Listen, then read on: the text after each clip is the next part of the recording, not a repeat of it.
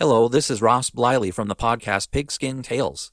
This podcast is sponsored by Sterling Soap Company.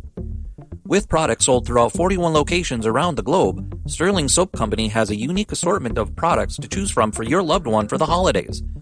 Handmade artisan soaps created by Roderick and Amanda Lovin since 2012, these products are affordable and provide great value. Act now and save on your shipping costs. If you purchase $75 or more, your shipping cost is free in the United States. Shop now online at sterlingsoap.com.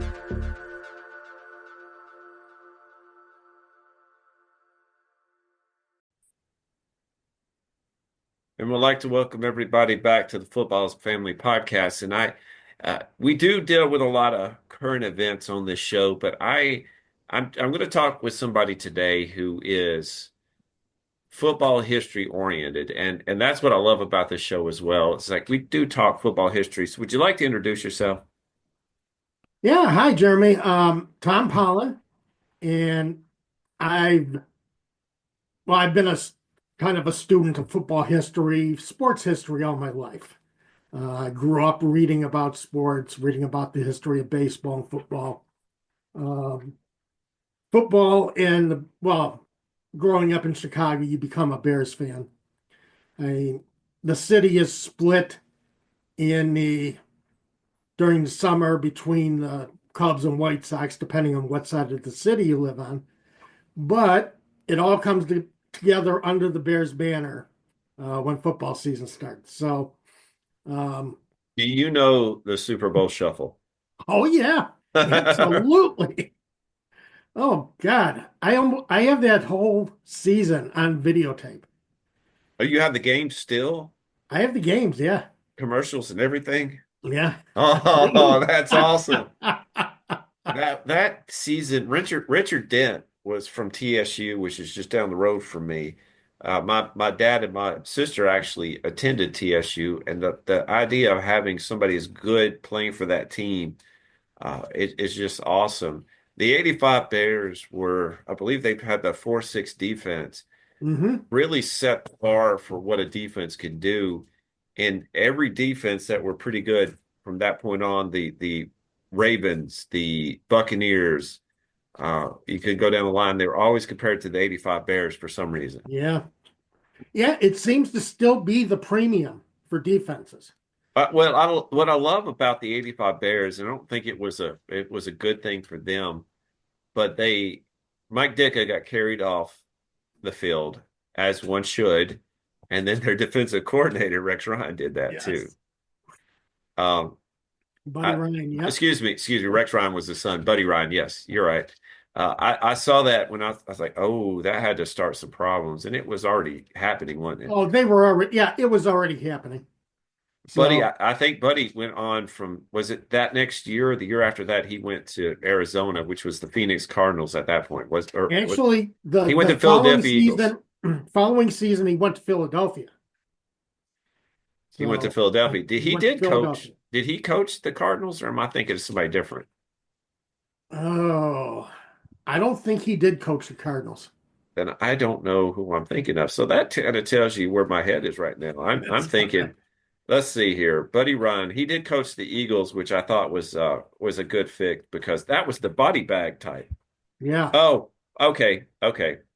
So according to Google, sponsor me, Google, uh, the Buddy Ryan did coach. He coached the Philadelphia Eagles from '86 to '90 Yeah. and the Arizona Cardinals from '94 to '95. Yes. So he did do He that. did. Yes, He he was in did. Arizona.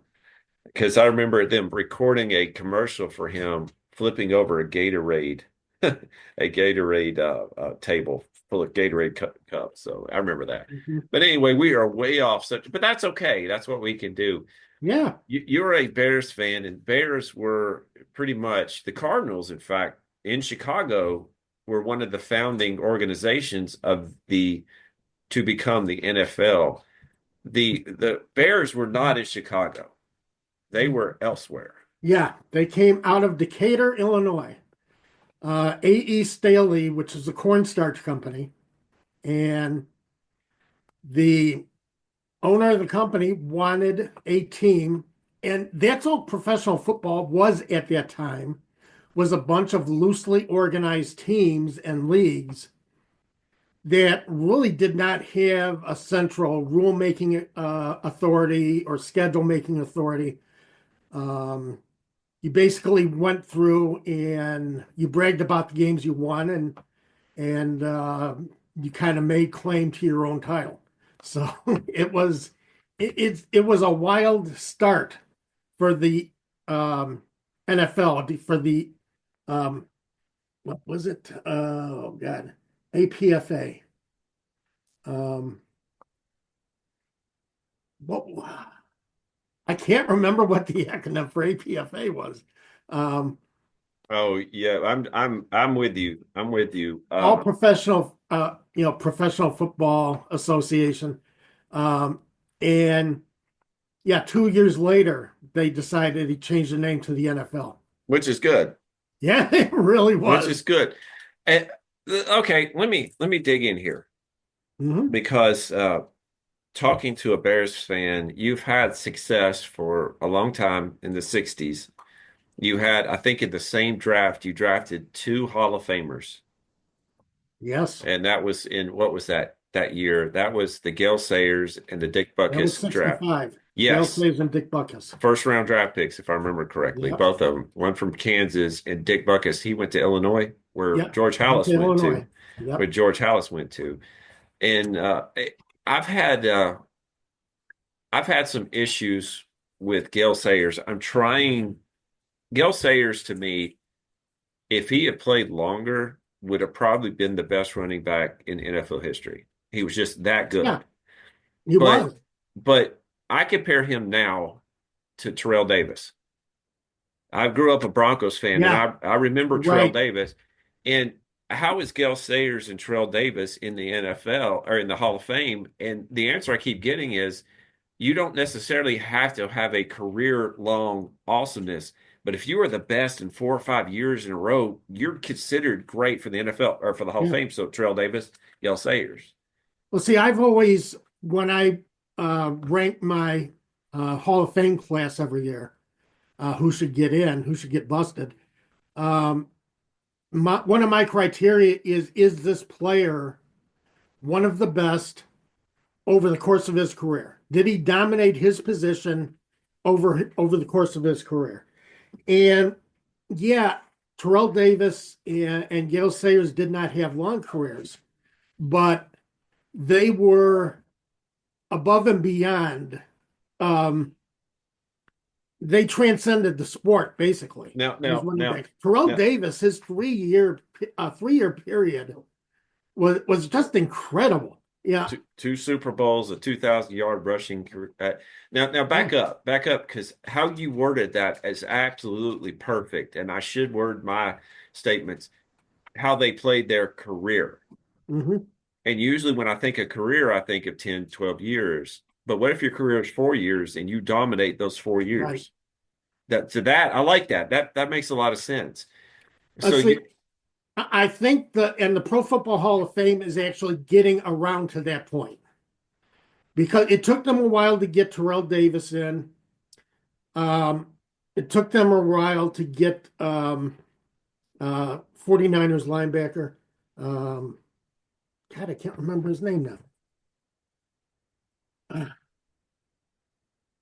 just devastating middle linebacker. he actually Willis, Patrick Yes, Willis.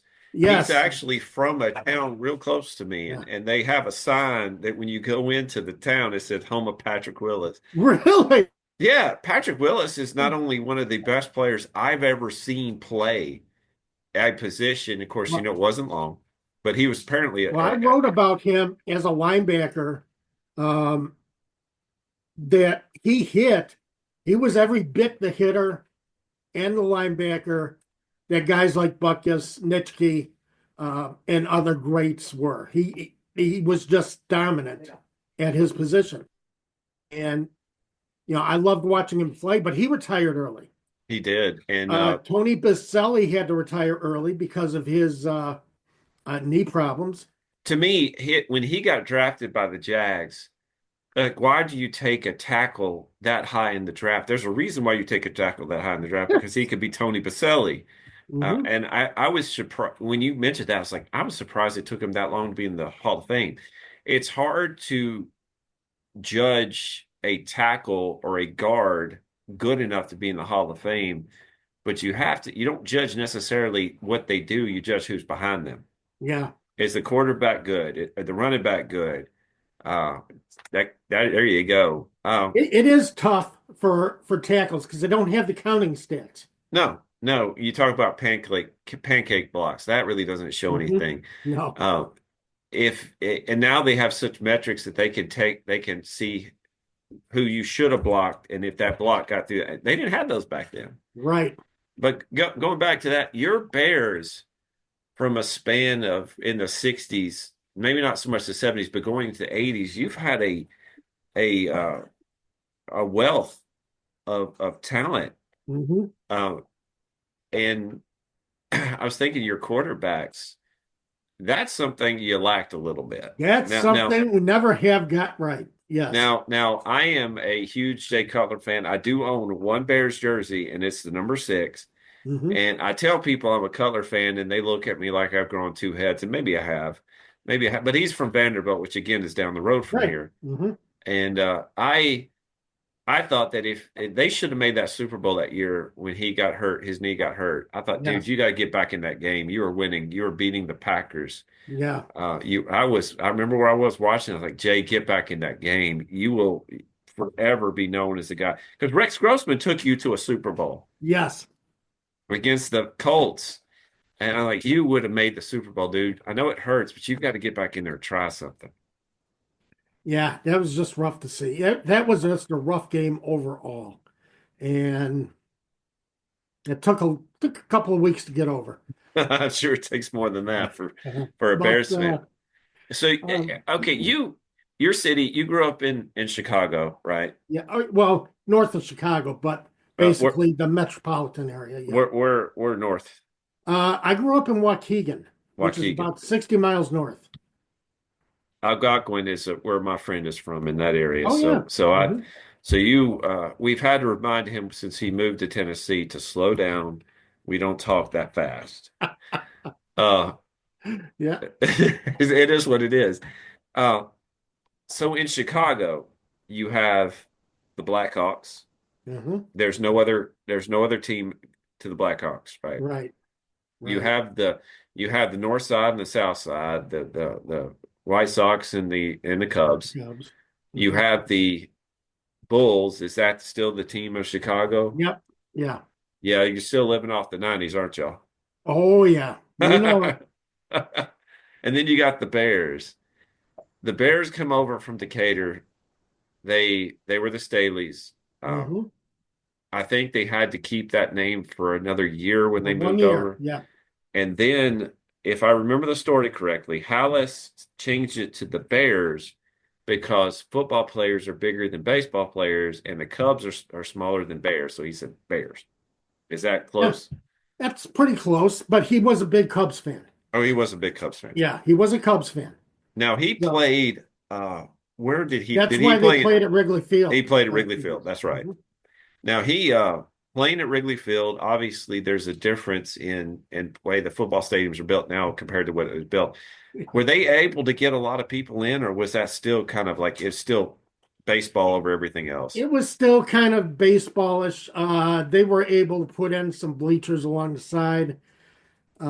But overall, no, it was still about 35 to 40,000, depending on, if you had standing room. Um, so yeah, but at that time, that wasn't that bad. Now, Halas was not independently wealthy, was he? No, he wasn't. How No, did he he worked keep the hard to get that team going. Yeah, how did he keep the team together? I mean, I know that the Maras were wealthy due to other things, and I think the Rooneys were also wealthy to due to other things. And I know later on with the AFC or the AFL, you have wealthy people, the Hiltons and the Adams and other people like that. How did he keep those things going? He hustled quite a bit. He had a couple of partners. And he worked his butt off to promote the team in Chicago. He would play on Sunday, the team would play. He would type up accounts of the game and run them to, I think it was 7 newspapers in town at the time. So he would run them to each newspaper and hand them in and hope that he got even 2 paragraphs in the Monday paper describing the game. But Dutch Sterneman was his partner. And actually, Halas almost lost the Bears to Dutch Sterneman at one point, but he was able to hold on and keep the team. He was also frugal. He was not, one of these guys who, Dicka once said Halas threw around nickels like manhole covers. Um, it's Well, because this was back in the 20s, correct? yeah. Halas was not from a wealthy family, obviously. He No. worked at in Decatur. Mhm. He was the coach. They made him the coach, but Well, he didn't actually work there. He was brought in to be the oh, head football coach. he was brought Yeah, in to be the head. Okay, okay. yeah. Was he a World War One veteran? Yes, he was. He was. So Yeah. he saw a lot of stuff. Yeah. And even though it was a year, I've never been in combat, but a year probably feels like 10, I in would say combat. probably. Yeah, I Yeah, mean, I've never been either, but I respect that. I mean, if you have to do it, you have to do it. I respect men and women who do mhm, that. right. Um, what, speaking of which, you help me out with this because again, I know a little bit about Chicago history, but you know enough, a lot more. Why do they call it Soldier Field? I've heard different stories. It was a World War One memorial. So that's what it was built for. Is it that Um, outside area? You have the behind it, you have the stadium and the outside area? well, that the bowl part came later. It was actually built the way you played it. It was most of the seats were in the end zone, and then fewer seats along the sideline. So, and that was one of the problems with Soldier Field. But it was built as a World War One memorial, not expected to be a football stadium, although it did host football games, college, high school, and uh, actually hosted a lot of couple of heavyweight title fights. The second uh, Jack Dempsey, Gene Tunney fight took place at Soldier Field. So it had a lot of different events. It was a very large stadium for seating. Just got to the point where it wasn't very good for football seating, but it's the best stadium they had in Chicago to move forward with. Did the if I remember this correctly, I think it was in a book, the NFL 100. I forgot who wrote it, but the former president of the Pro Football Hall of Fame, which is a fantastic book if you've not read that. It might not have been. It might have been talking about the Polo Grounds in New York or Yankee Stadium.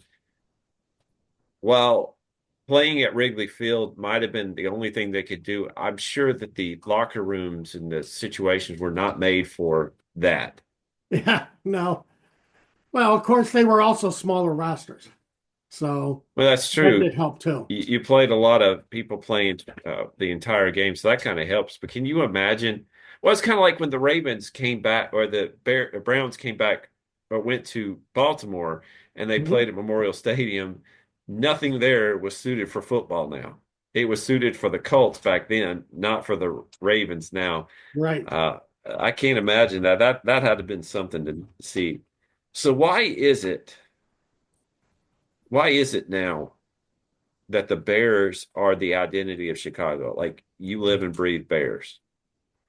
Well, of course, you had the Chicago Cardinals played in Comiskey Park on the South Side for a long time. Actually, they predate the Bears in Chicago.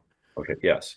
Um, but the Bears were um, had the better players, were won quite a bit in the 20s when the NFL got started through the 30s and the 1940s with Sid Luckman as quarterback. And the Cardinals really did not have a lot of success in the league in the standings every year. It was just rough. So the Bears were more successful. Halas promoted the team better. As I said, Halas used to write up when back in the time when nobody covered pro football games. They didn't have a reporter covering the team. Halas used to run and get his game notices to all the newspapers. He hustled that way. They got on the most popular Chicago radio station, WGN, and got one of the most popular voices as far as broadcasters in Jack Brickhouse, who was an icon for the Chicago Cubs and was also the great announcer for the Chicago Bears for a long time. I forget his exact run as Bears announcer, but he had a long run as Bears announcer. So, everything Halas did basically off the field was popular. He had a lot to do with the Bears' popularity and the fact that they had that rich history. They had the rich history, the players, Red Grange, who signed right out of the University of Illinois in 1925. By the way, Red Grange basically saved the New York Giants from bankruptcy. They played 2 games in the Polo Grounds, sold them out, and Wellington Mara was able to make enough money to keep the team going. But see, that's the thing about early NFL. And even when the NFL AFL merged, they had to realize that if we want to make this work, everybody has to do something. And I believe if I remember correctly, the AFL, NFL, AFL had less teams, NFL more. A couple had to move over there, and they yes, didn't want to do that, so they got offered $1 million. I'm like, you know what? We're good with that. we'll do it. We're good with Right. that. Baltimore being one of them. Yep. And Pittsburgh. Pittsburgh being the other. Yeah. Yeah. Yeah. And I think Pittsburgh, the Rooneys wanted, was it the Mara's blessings, if I remember that correctly. I might be off on that. But even early on, how many teams went in and out of the NFL or pre-NFL and then NFL dissolved and reformed and moved around? Green Bay did that. Uh, it's just amazing. So you had to work with what you had. So not only were the Bears benefiting, but apparently the Giants were benefiting Yeah. too. Oh, yeah. Yeah, that's one of the things the Bears did to help the Giants and other teams when they signed Red Grange, because he was the big name, the Galloping Ghost, out of Illinois, and he was on the Bears. The Bears signed him. We don't have nicknames like that anymore. No, they don't. But that was revolutionary because one of the things that's always fascinated me about pro football and its growth is the college game was the game for the longest time. If you asked the average fan, they would tell you that their favorite college team or the best college teams in the country could beat the best NFL teams. They're probably They truly right. believed it. They're probably right. Here in Tennessee, Mr. Tom, I grew up a Vanderbilt Commodore fan, so I didn't really know a lot of winning at all. And when we moved down to Alabama, my kids were born in Tuscaloosa. I kind of moved toward them, but I've never been a college fan. When the Broncos played the Redskins in the Super Bowl that many years ago in 87, 88 timeframe, I started following the Broncos. So when the Titans came here in 99, 98, 99 in that area, and I knew they were coming, they went to Memphis and then came here. It was like I finally found somebody to follow. Yeah. You had one just there. We finally got something here. And I remember Mike Keith, who is no longer the voice of the Titans, which, Mike, you're going to be loved regardless. He is now the voice of the Volunteers, which is where he wanted to be, and I respect him for that. Mm-hmm. He was asked one time, he was at a school and was asked, he basically was asked something like the parents are never going to follow the Titans because most people that I know grew up either Bears fan.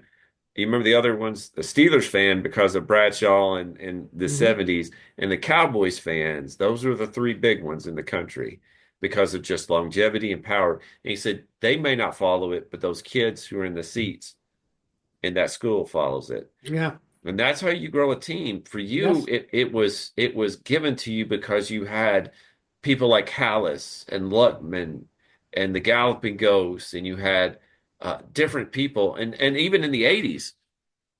Yeah. I That don't 80s. Walter The, Payton is probably the best running back to ever play the game. yeah. In my opinion, he is. Well, what was it that Emmitt Smith was asked who the best running back, and he said Walter Payton. Yeah. And if Emmitt Smith tells you that it's Walter Payton, there's a good guess that it's Walter Payton. Walter Payton had an ability that I don't think too many people ever will have. To me, a person like Christian McCaffrey, if he was healthy, could almost get there. But Walter Payton was just a versatile player that I don't think we're ever going to get back.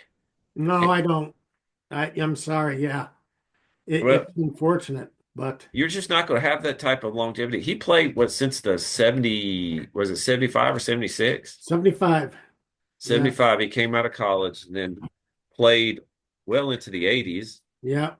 Uh, 86, I think, was his final year. that's a long time for a running Hmm. back. It is. And he had over 13,000 yards rushing? Yeah. And he carried a lot because in the 70s, when he came into the league, that's all the Bears had on offense. They didn't have a quarterback. They barely had any receivers. They had Walter Payton.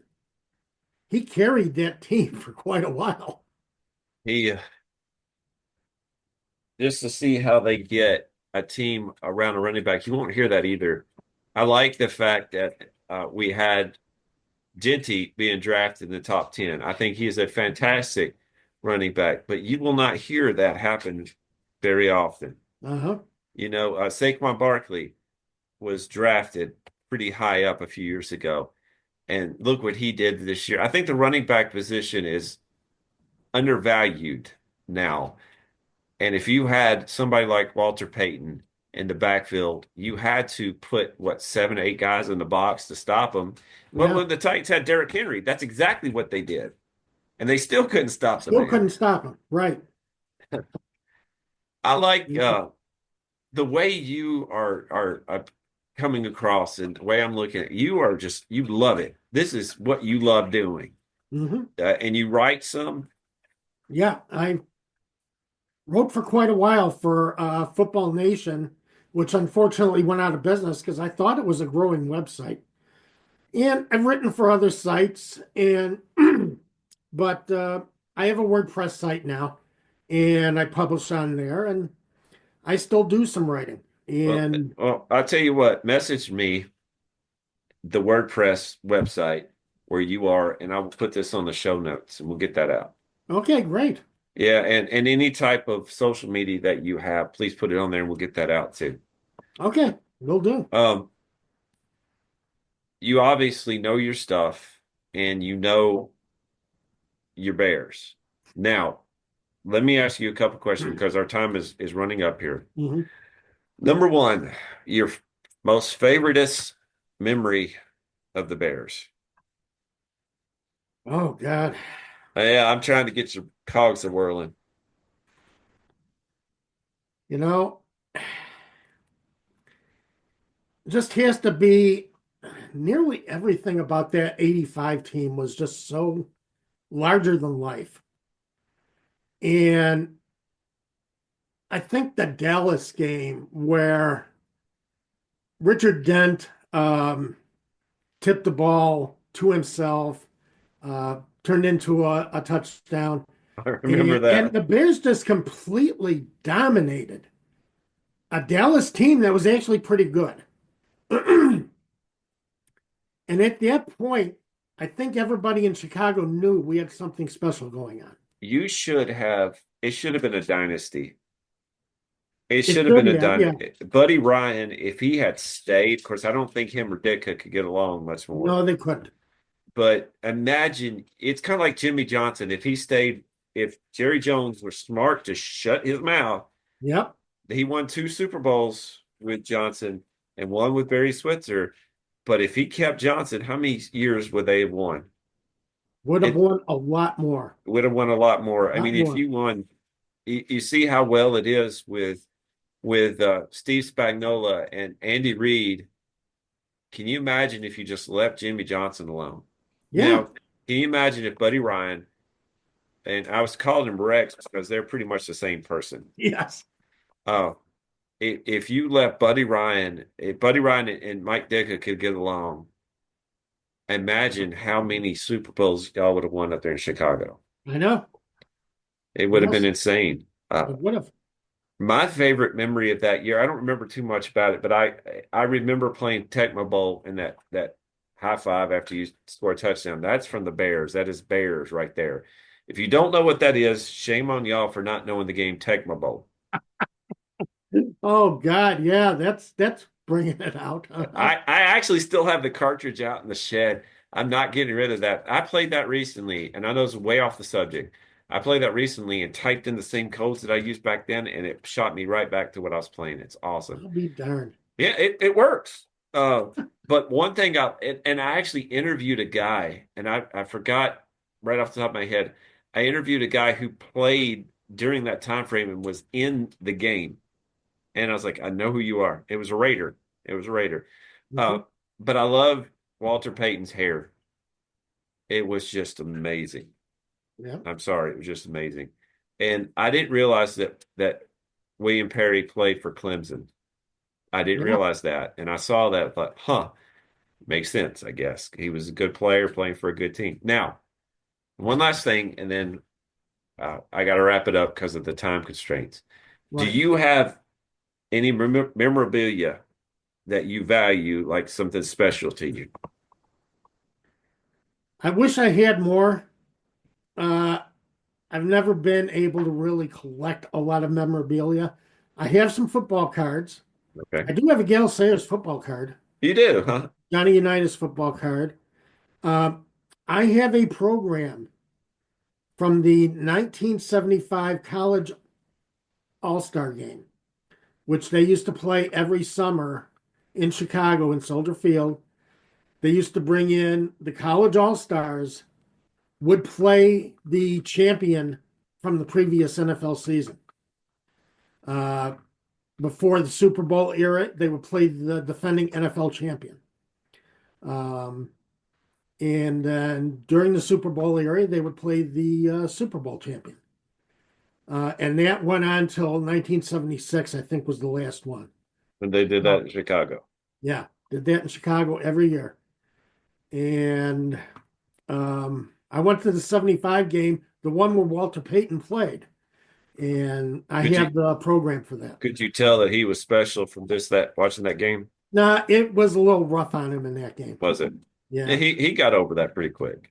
Oh, yes, he did. Do you, if you were to say how many games have you seen in your life like there? A Oh, few God. more than two or three? Oh, yeah, absolutely. Um, as a matter of fact, for the 85 Bears, I was at the divisional round game against the Giants. I was there for the Fog Bowl. Yeah, I was about to ask. Were you there? How was that? How was that? I know we only got a couple minutes. How was that? Yeah. That was crazy because we were sitting in the northeast corner of the stadium, way up, near the top of the stadium.